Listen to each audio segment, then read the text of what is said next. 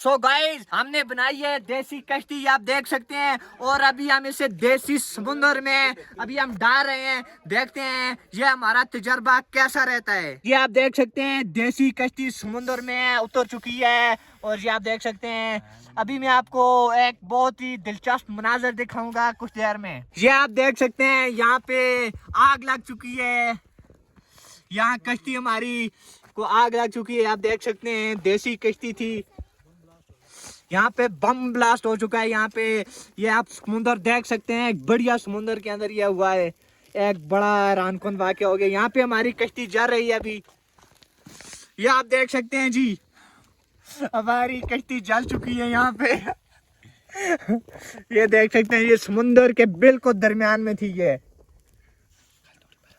और ये देख सकते हैं जी अभी ये अपने आखिरी मराइल में जारी है, और ये डूबने के बिल्कुल करीब है जी। थोड़ी देर में ये डूब जाएगी। अभी ये देख सकते हैं जी पानी में आग लगी हुई है, ये आप देख सकते हैं। ये भी हैरानकुन मनाजर हम आपको दिखा रहे हैं, पानी में आग लग चुकी है यहाँ पे, और इसके अंदर जो सामान था अभी ये सामान बिल्कुल कोरा है, और जल्दी ये सामान देखते हैं कश्ती के साथ डूब जाता है कि नहीं डूब सकता। और ये देख सकते हैं अभी, और जी यहाँ पे कश्ती हो गई है, डूब गई है, और ये एक ये गेम हो गई अपने अख्ताम को पहुंची। और आप बताएं आपको ये गेम कैसी लगी।